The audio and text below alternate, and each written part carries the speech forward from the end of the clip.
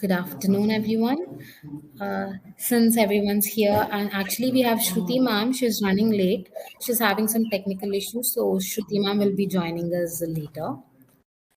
So for now, good afternoon, everyone. Welcome to South India Business Week, Day 12 for Women Entrepreneurs Day. And in today's panel, we have Shahana Shaikh ma'am. Ma'am is the founder of Zesh agency. And we have Spoorthi Vishwas ma'am. Ma'am is the founder of the Waka Awards and a leadership coach. And we have Dr. Chumki Neogi ma'am. Ma'am is the CEO of EbixCash Global Services. And we'll have Dr. K. Shruti ma'am. Ma'am is the founder of Sungreen. And for our moderator today, we have Dr. Vinod R R sir. Sir is the founder of VidyaMitra. And today's topic of discussion would be breaking barriers and building empires, navigating challenges and celebrating the successes in the world of women entrepreneurship. So now I'll hand over the session to Vinod sir. Sir will take it on from here. So thank you. Very good evening to one and all. And advance Women's Day wishes to all of you. I am the lucky man in this lot. I guess so, yeah. So probably we'll spend another 40 minutes understanding about, your business and some hardships or some success stories which, the next generation can emulate. Plus certain things which they should not do. So that, mistakes are the best lesson to be learned rather than success stories. So with that, we will do two rounds. We'll start with Chumki ma'am, then Shahana. And ma'am, you are Spoorthi, right? Yeah, because the name is not seen, so fine. Thank you. So, and Spoorthi, and then we'll do a reverse order with Spoorthi, Shahana, and Dr. Chumki. Sure. Yes. So, getting on to the space. Dr. Chumki ma'am's industry is in BPO industry, and we have got the highest recruits as well as some pain points, some for different people. So from your point of view, this being a male-dominated industry, what are the challenges or probably one or two challenges which you have faced as a CEO, and how did you navigate it? First of all, good evening to everybody, and thank you for having me in this panel.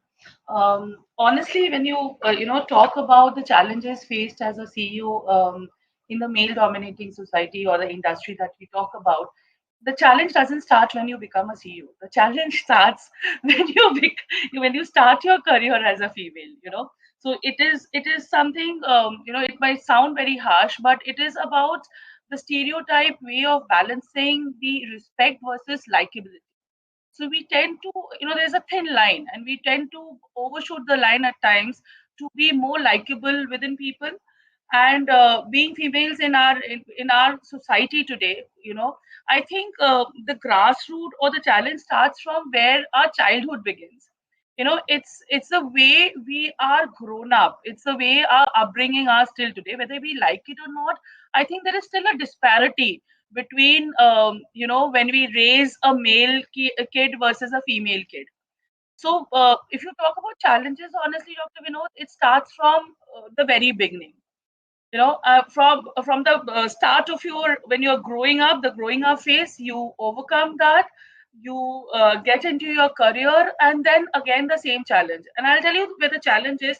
At times it is very demeaning to the sense that if a female cannot stay back late in the night or cannot go for office parties, suddenly you will see the entire team terming them to be unsocial, or oh my god, next time we'll not call her for the party because she never comes, rather than giving the respect to the fact that she is trying to balance her work. She's completed her work on time, she's not staying back late. That is not a part of her KRA, that's only socializing. Maybe for her the bigger importance or more important is to go back home and take care of the family, cook that meal, or take care of the kid, or sit with the kid for studies. Not that I'm saying males don't do it, but when a male colleague goes back, it is a fashion tag. Oh my god, see, such a good man, he's going back home. But to a female, the challenges are very different. We get prototyped. So I think that's the challenge that we grow up with. How do we overcome it? I think there is no set rule to overcome this. Honestly, Vinod, The only way to overcome is it's the constant training, the constant talking, the constant awareness, making aware of the fact to everybody that we all are equal, and give equal targets and equal expectations to people. That's the only way to overcome, honestly. There is nothing else. Having said that, do we not be still am I still not cautious about the fact that I'm a female and I can be prototype? Yes. So even today, when I meet a new client or a new prospect, or anybody where I'm going out for a sales call, maybe with my team, I need to keep in my mind that I need to be very. I cannot cross the line. I cannot laugh too much. I cannot talk too much, such that it is not prototype. Saying that okay, she's trying to be over friendly, maybe. So yes, that's the reality, and I think it can only change when we change our education system and the growing system in the society. Nothing else. So sweet of you. Yes, mindset is all that we need to factor in. So all others are, bricks and mortars. So I truly respect and I appreciate you. Coming to the follow-through question to Shahana ma'am, it's a reverse order. What are the uniqueness you have enjoyed as a woman entrepreneur?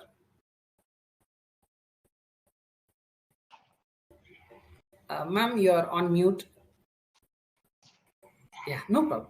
Okay, can you hear me now? Yeah, please. Perfect.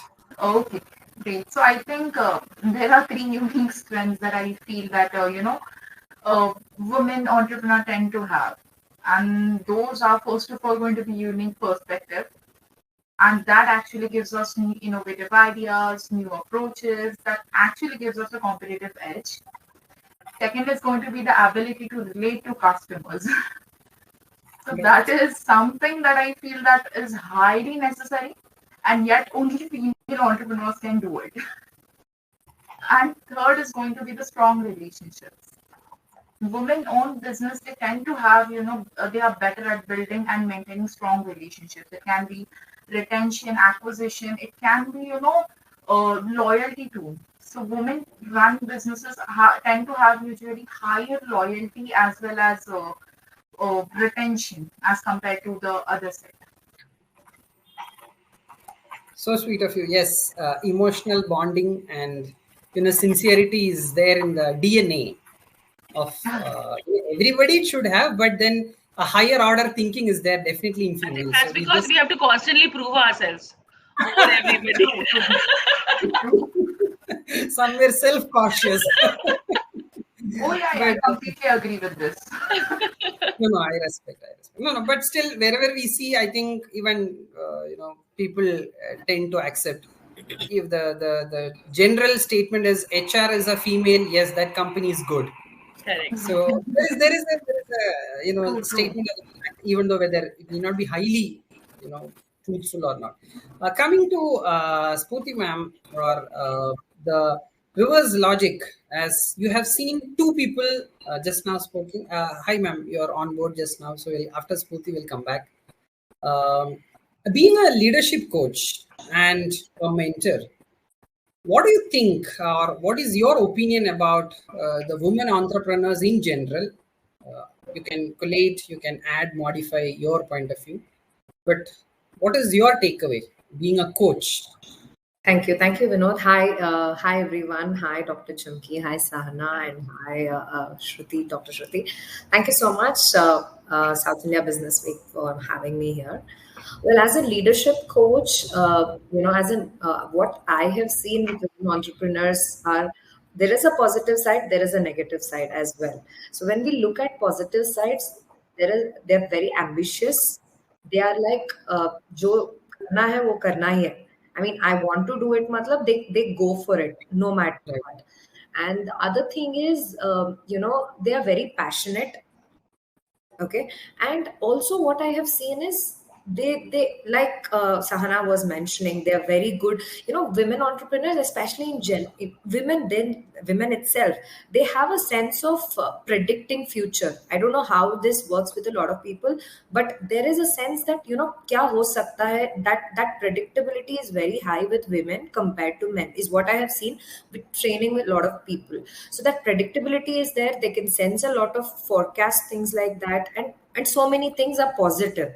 But on a contradictory, I see a lot of women entrepreneurs coming into business being unprepared. They are not prepared in terms of their business. Because, for example, I'm going to give you small businesses example, because that's what I am into. So I train a lot of women entrepreneurs who's into small business. What happens? They just finish their fashion designing, they finish their interior designing, they finish some technical course or a skill-based course. What they do is they immediately jump into starting a boutique or starting a studio or something like that. Here's the biggest problem. What happens is, when you're jumping from your education directly to a business, your investment is either drawn from somebody else as a capital, or taken from your parents or somebody's support, or somebody who's on a sabbatical takes a support. So here there's a pressure of giving back, pressure of not crossing the line in terms of budget. But again, contradictory, they don't know how to do the marketing. They know fashion designing, but they don't know the business of fashion designing. So basically, here is where a lot of entrepreneurs, women entrepreneurs especially, they fail. They don't do a lot of background work. It's okay to do business after 2 years, but not being prepared and doing business in just a momentum just because you're passionate is not something I would definitely recommend. So get the right skills, like sales skills, marketing skills, branding skills, product skills, USPs, create SOPs, and then get into the actual business. That's going to save a lot of your stress. It's going to help you structureize business and then jump in. Without knowing swimming, you just can't dive into the water. That's what a lot of people are doing right now. And that's when the failure percentage becomes higher. And the giving up part also comes in. Like, they start the business, and within 2 years, so many entrepreneurs just shut their business, go back to their work, just go back to what they were doing earlier. So that shouldn't happen. So sweet of you. I think you nailed it, because most people are using the word passion, and the coaches and the motivation people will use to say this, unless you haven't tried 20 things, don't use the word passion, because we don't know, we are just dreaming. Correct. So you exactly nailed it. I think we'll just wait for a second for Sruthi ma'am, because technology can play a little bit. I somehow feel, just because you were mentioning, I somehow feel motivation is overrated among trainers and speakers, and consistency and commitment is very underrated. Correct. Motivation stays until you go back home and see your mother-in-law scolding you, or your husband having a problem with you coming late. After that, the motivation doesn't stay with you, especially with women. So I think that is where we talk about, when we actually talk about work-life balance, to me, that is the work-life balance of a female. When a female goes back home with that scolding that you spoke about, with your husband not talking to you because you're half an hour late, and with the kid throwing tantrums, that balance when you do, and again you get motivated to come back to office tomorrow morning, is the actual work-life balance. It is not about 8 hours in office and 8 hours at home and 8 hours sleep. That actually makes no sense, because that is not what today's world is all about. 100%. Seems like Shruthi ma'am has left the meeting. So we can continue, right? Yeah, yes. We're just waiting for them, but we were on the dot, like regarding how to balance work and life more professionally rather than in theory. So I'll come back to Chumki ma'am again. According to you, how important is it for a woman to have networks? Probably I just take me a time. Okay, I reverse the question. What strategies you have implemented in your organization to have gender equity or inclusive hiring? Sure. So, when we talk about gender equality, see, since I have grown up with a brother, I had a brother, and I've always heard my father talking about, being chivalrous to him. So you have to have that chivalry. What is the chivalry all about? Okay, when your sister is coming, leave the seat, allow her to sit. When you're going out, allow her, shut the door behind her. So those are the Puritan ways that we have grown up with. Today, for me, when I talk to my people in my office, I tell them honestly that it's okay if you're going out with your female colleague. It is not required every time you have to open the door for her. The car door need not be open. She is equipped enough to open the car door. Chivalrous today, for me, it starts from there. To break that barrier, when we're talking about breaking barriers, is to break that barrier, saying that chivalry is all about being kind, being polite, Correct. and being selfless and unselfish towards a female. Just because it's a female colleague, don't try to be over mean. Just because 5 times in a day she is not going out in the chai ka tapri with you, just don't be mean and have discussions without her, about her. So I think that's the first thing that we talk about. In terms of when we talk about how do we maintain the balance in our organization, I think it's very important.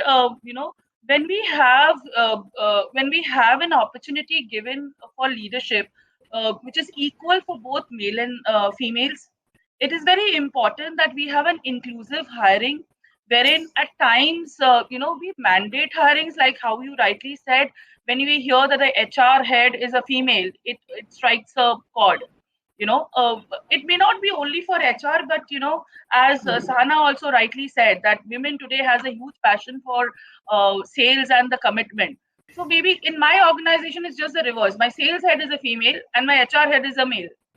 And I have this running joke with him that you have a team of all females and you are the only male. Typically, how we are in this situation today. Right. I'm sure you will understand his situation, but I think that is what is more important, that inclusiveness and having that respect of equality. In my company, I completely detest the fact that those stereotype questions. Typically how we have grown up with, saying that, oh my God, you are traveling 15 days a month and you have a kid at home and your husband and your mother-in-law, are they okay with it? Are they not making a fuss about it? Oh, who's taking care of your child's studies? Your kid is studying, is in 8th standard, finals coming in. Who's taking care? Typically, honestly, nobody asks these questions to a male colleague. Nobody Correct. asks a male colleague, "Ki, "Arey, tere bachche ka padhai kaun dekh raha hai?" Correct. So I think we need to get rid of those questions and we need to have meaningful questions and meaningful discussions. Truly. And that's something that, and I think I have the advantage because I sit in the chair where I can give that learning or that understanding to people without sounding it too much gyan. Even if they take it to be gyan, they take it, they don't have an option maybe. I don't know. But those are the chota things, very, very nimble things, very day-to-day things which helps us to build in that inclusive nature.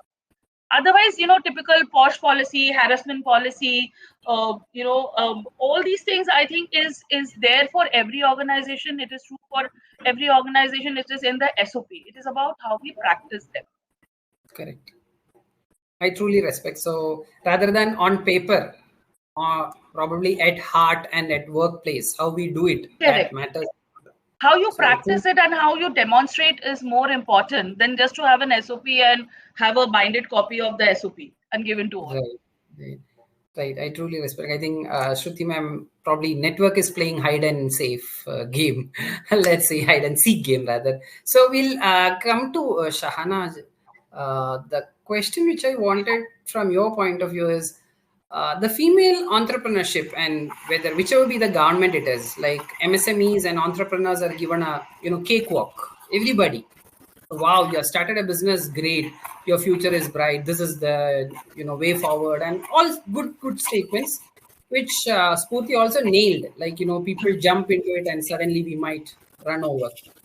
From your point of view, how can this narrative of sweetness be further amplified and make it more realistic?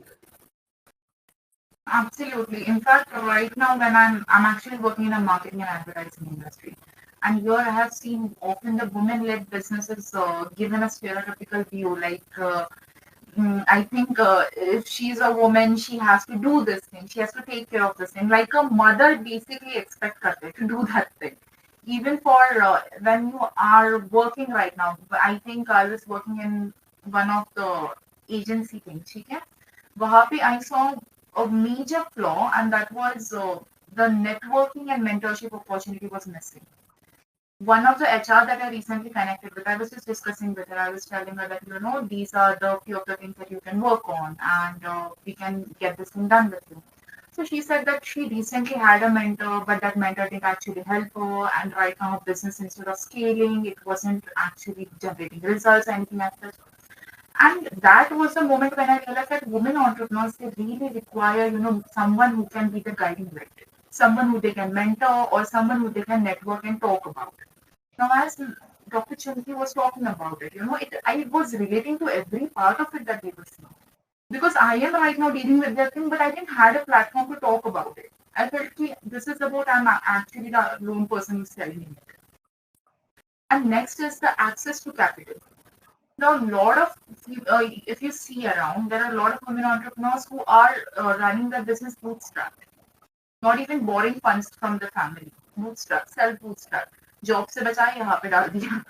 And that is something that I feel that there should be an exposure to it. The government policies that have been implemented right now, they should be known about it. Again, the financial institutions, the crowdfunding platforms, there are a lot of things that are happening, but they are not educated about it.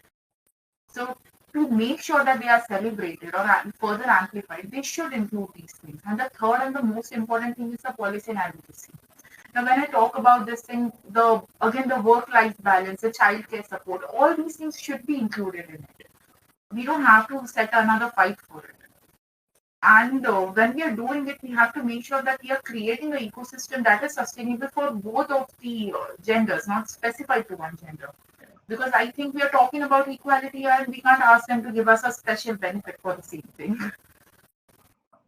So yeah, I think first though I believe networking and mentorship is very, very crucial for it. So thanks a lot. You helped me to navigate to Spoorthi directly because the question to her was, as a coach, as a professional, what are the avenues women in general have for networking and collaborative activities?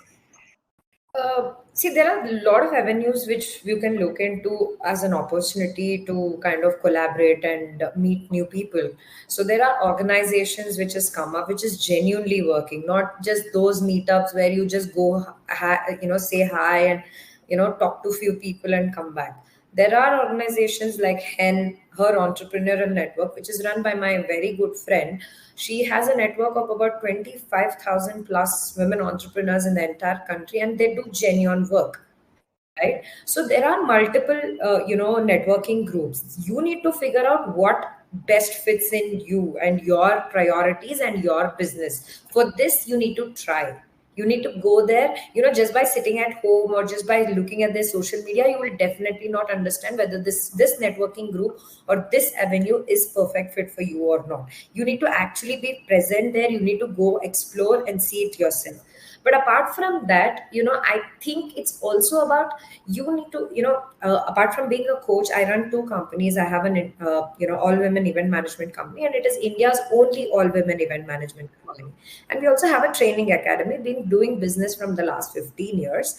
So what I understand is 70% of my revenue comes through references, networking, and references that comes through networking. Because these are big projects and we are completely into, B2B and B2C as well. So all of these work which comes in, especially to the event management services that we have, it's 70 to 80%. It's just because of the kind of network and connections that I have built. And it's like one event is an opportunity to do 10 more events. It's always like that. And what are the kind of quality people you meet there? And, for me, it's always been like, okay, if I'm spending 5 minutes of my time, I don't know if it sounds too much to understand, much to kind of process it for someone like a youngster. They feel like, okay, is this real or something like that? But that's how I've been. Even if I'm spending 5 minutes of my time, I've always believed this, that it should either help the person whom I'm talking to or it should help me. Correct.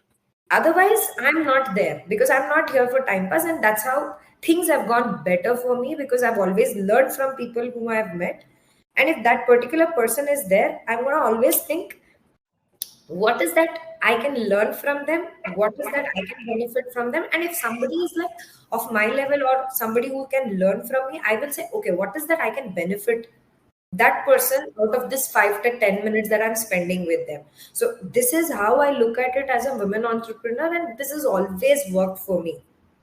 And I never lose an opportunity to, network myself, brand myself, and, kind of tell people about the business I do, because that's how it's worked a lot for me. Ultimately, we do business for money. And I really don't believe, when someone says, I love this and I'm doing this because I love this. वो सब हो सकता है, but लेकिन business करना है तो, it is for money, it is for profits, and that's something which you need to be clear about. You love the same business, it's okay, but you love the business and you're not making profits, it's not okay. So sweet, so sweet. So I mean, we'll just do a reverse order as Dr. Shruti hasn't been there. The question is directly to Spoorthi only, since she said about having an impact and the intent must be good, so that either it is a bilateral impact or a unilateral, whichever it is, but there is an impact. Now, coming to that point, this is again either a myth or a generation old statement. Grandmas are good at telling stories, which means ladies are very good at telling stories. It need not be grandma alone, grandpa, but still, we, including all of us, would have heard stories from our grandmother or our moms. So, from your point of view, how the storytelling talent, which is inherent in ladies, can be leveraged in the business space? Right. That's a Or do you very think interesting. Yes. skill which See, I can put it in a very nice word. जो दिखता है वो बिकता है. ठीक है. It's about how you true. Create that story around yourself to create your personal brand, and how you create a story around your business that creates a professional brand. It becomes very, very important. And in that, I'm not very sure if women are born with that talent, because there are so many, male entrepreneurs who does it exceptionally well. It's an art. It's not something which comes as inheritance, something which you need to, say like, okay, women are born with it. No, nobody is born with it. According to me, it's an art to be learned. It's a marketing strategy. It's a branding strategy, and it comes over time.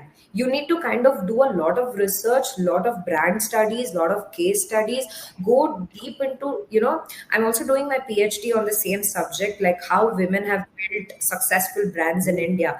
So what happens is, you really need to understand from people who have already done it. You need to involve in seeing and understanding, doing a lot of research.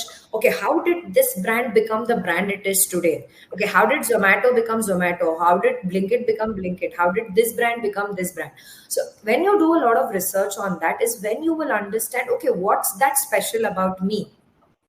Okay, when I was thinking about that, okay, my journey is somebody from having no background to building something which I've built today without any support or any kind of a background is a story by itself, which I want to communicate. And you have a story, you don't communicate, or you don't know to communicate, it still doesn't work. Right? So, firstly, you need to have a story. And if you don't have an interesting story, you need to start creating an interesting story about you and your lifestyle, about your brand.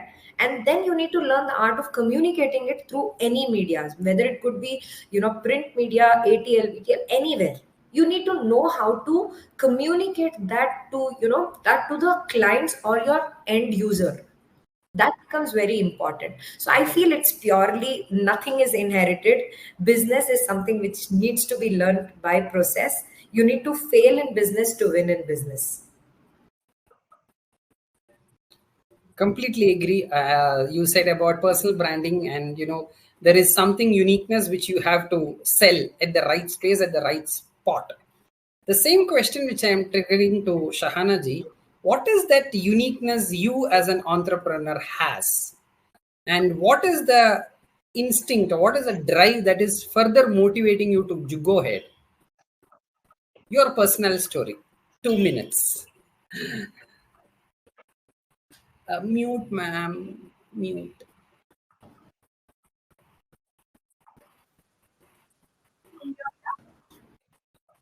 Perfect. Yeah. So, Yes.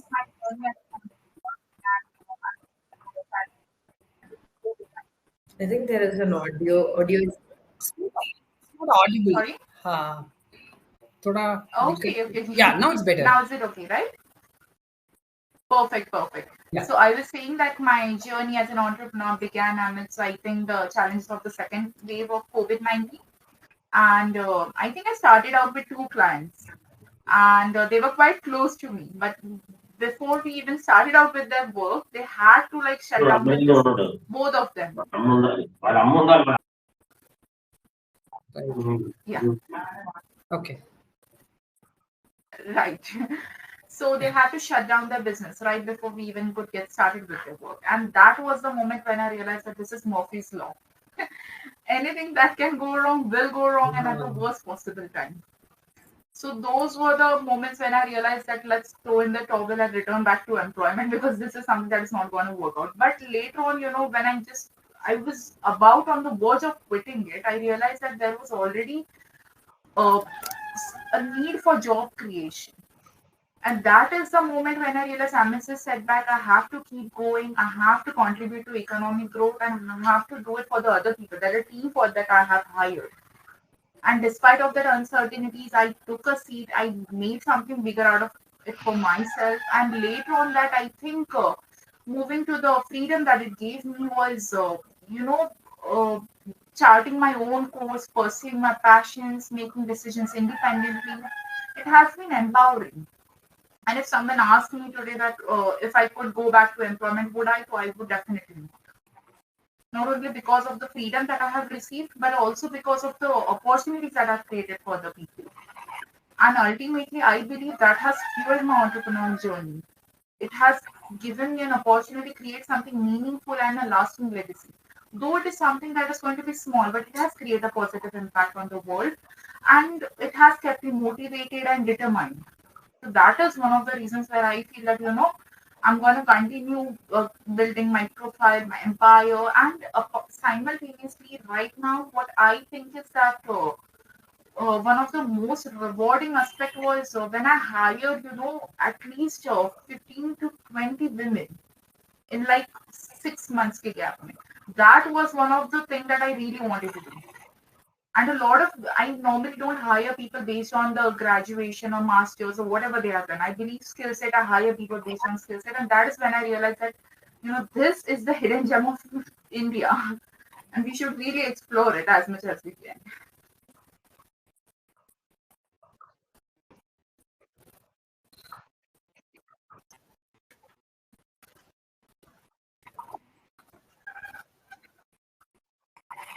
So sweet of you.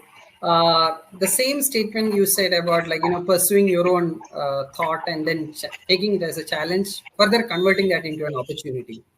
The question to Chumki ji is, what advice would you give to other young women or aspiring entrepreneurs in this industry to make a mark or to create an impact? Second, I'm sure those lessons would have been from your own experience I will or your reverse own the order of the training. question. I will So maybe some things first which they want to should address never my own experience do and also, then or say what not to be better done, because don't try it's these two always good to things. lead by example. What you've done, what you've learned from your own example. First and foremost, for me, entrepreneurship is not only about starting your own business. For example, what Sruthi actually 100%. said, and I completely relate. To do a business, you need to have business. You have to learn business acumen. I come from a complete business family. In my I don't remember my forefathers which generation has ever done a job, but I started my career as working as a salaried individual. Uh, More because I didn't feel that there are some acumen in me which I can actually exercise to do a business in a proper way. Today what I am, it's a fall through and combination of many things that I have been doing for the last 25 years. Now this 25 years of career, honestly, Vinod, has taught me only one thing, that you need to believe on your own instincts and you have to believe in yourself no matter what the world talks to you about. And especially as a girl child grows up, in a typical Puritan Hindu family, typical Indian family, not a Hindu family, but Indian family, not classified to any religion. You grow up, it's okay, you are studying because your father has the acumen to, educate you. And the studies are all about acha pati milna chahiye. And then you break that barrier and you say, no, I don't want a pati of your choice. I have chose somebody. And then back in 90s, it was like either ghar se nikal jao or people will get you married with a very swollen face. So for me, it was ghar se nikal jao. I ran away. Okay, because that is something, the first conviction of mine that, okay, I chose the boy of my life. Now that happened, you then both of you are on your own. You have to do a job. You don't have an option. Till then, maybe there was nothing called ambition that मेरे को ये बनना है. Till then, it was only this, that I want to live on my own money. I don't want to be answerable to anybody because it's my own life. I have chosen my own life. There starts the thing. So first stage is balancing your marriage to your studies, because I was still studying and I was balancing that. Okay, then comes parenthood. After 2-3 years, it's a parenthood. I was blessed with a girl child, and today she's 24 years of age. And so then was the balancing of marriage, of the parenthood, and your career. Now, what do you choose? And there comes your so-called well-wishers who would say, it's okay, you take a sabbatical, your husband is working, take care of the kid. The kid needs the mother the most. The kid needs the parents, not the mother. The kid needs both of them. It's not only about the mother. It's something that you have to fight a battle for. You have to fight to tell your husband that, okay, she's unwell, I have a meeting, you stay at home, take a bloody CL or a PL or whatever you have to, but today I have to go because I have a commitment to my career, to my organization, who's trust me to do whatever I am doing today. So that balance is more important. So while I was doing all these things, a very unfortunate thing happened in my life. I lost my husband when my daughter was 14 years of age. And there is when I realized that since I was working, I could manage both. And by then I had lost my parents. My in-law suddenly became estranged, thinking that because I was a working lady, I never took care of my husband, and therefore he fell sick. Rather, it was a very weird disease, he was the first of his kind in the last 40 years in the world, not in the country, in the world. But still, everybody has their own mindset, and rightfully so. They are also parents. They would have their own thought process. So I cannot take them against them, but it's okay. So then is when I realized, when I was left all by myself and the kid to manage, that thank God I had a career to support me. Thank God I was working. That helped me to have a right mental balance myself, because then the thought process is shared. I have a shared thought process. I have to think about the work. I have to think about my employees. I have to think about people working for me. I have to think of the people I am working for, and everything goes on. And therefore, you can give a good upbringing to your kid also. You can support your kid also. You don't have to compromise to what your kid wants to do, because you're not dependent on anybody else to give that money. Because no matter how much you talk about, the company will give you compensation, and there is a term insurance ka paisa coming in, or life insurance ka paisa coming in, it is never enough unless the flow of money is constant. Any money which is a repository is never enough to, I think, to grow a child, is what I feel. So this has been my learning. And with that, today, honestly, this is the reason why I addressed the second part of the question first. This is the reason why today I talk to every female that I see. And fortunately, today we see a lot of aspiring females who are there in the start of their career, and they're doing amazingly well in their workspace or entrepreneurship, as Sruthi mentioned. But then, there it is still there, that typical thing, acha abhi shaadi ho gayi, to shayad job chhodna padega. Acha, now we have progressed a bit over the last 5 years. It is not shadi. It is bachcha ho gaya to job chhodna padega. And my thing to everybody is, don't quit. Don't quit your own life. Think of yourself. Think why you started the job in the first place. Why did you come out of the house using those sunscreens in the first place? Because you wanted to do something. So you cannot compromise that feeling of yours in lieu of anything else. Because your kid, at the end of the day, you are growing up with your kid. Your kid is simultaneously growing up with you. Your kid is looking at you. he or she is learning whatever you are indirectly or directly teaching that small human that you've got on earth. So it is important that you live by example. It is important that if you want to give a happy upbringing to your kid, you need to be happy. And to be happy, you need to pursue what you actually wanted to do. So it is very important that you take care of yourself. So it's typically like when you get up in a flight and the flight attendant says, "दूसरों को सहायता करने से पहले खुद की सहायता कर लो." It is like that. You make yourself happy, others will be by design and by default happy with you. So my shout out to every female colleagues of mine out there is that trust in your own instincts, believe in yourself, trust in the fact that you can do it, and therefore don't give yourself a lower target. Don't be okay with the fact that you and a male colleague of yours started in the same in the same batch, the same training batch, same group. Suddenly he's gone two level up you and you're okay, saying that it's okay, yaar, he's a male, he could do it, and I any which ways have to go back home and take care of other things. I have 10 different things. That is not okay. That is not okay. If you've come out in the market, if you've come out to pursue your dreams, you have to first treat yourself equal for others to treat you. Others will treat you exactly what you treat yourself. If you yourself give up saying that I'm a female and therefore I cannot do this, then don't expect others to give you that that respect. So I think that's a simple thing, the simple logic, which I say this to everybody, and I'm taking this opportunity again to repeat myself. So sweet. So thanks a lot. Without one participant, that means we talk a lot. So sweet. So thanks a lot. We are almost 49 minutes, but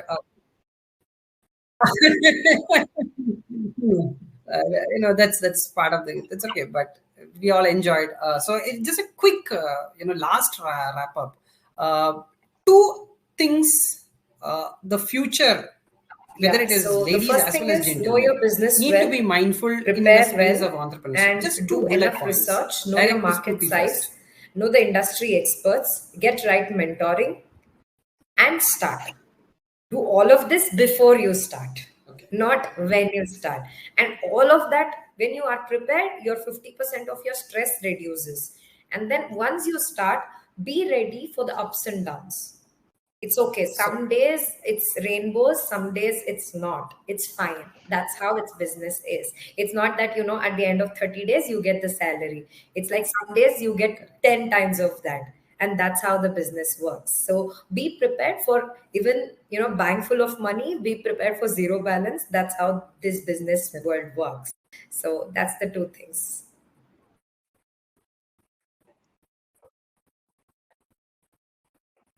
See, for me, I would always say again, irrespective of whether you're a male or female, promote the right talent. So law of averages is very important. So thank you. He or she is and your Chumki ji, so two right things. talent, being dispassionate to the right talent is very important. And I think we need to all develop an open mind atmosphere and an open mind culture in our organization. These are the two things which are basic. Remaining, everything can follow. Because if you and I can't talk to each other, look eye to eye, then any which ways there wouldn't be any discussion, any which ways there wouldn't be any planning, and there wouldn't be anything else to it.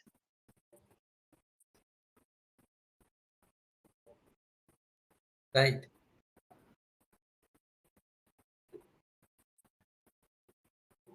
So sweet of you. So I thoroughly enjoyed the conversation. I had a lot of learnings, a lot of insights. Flying back and forth for getting in, but technology, some issues. So first of all, thanks for her in her absence. Thank you, Spoorthi. Thank you. थोड़ा आगे पीछे चल रहा है कोई दिक्कत है I mean internet is not loving you or probably some issues anyway so we'll catch up and I hope to see you all again also. in future Thanks a lot. Thank you for attending and advance happy Women's Day to everyone and thank you. Bye. Chalo.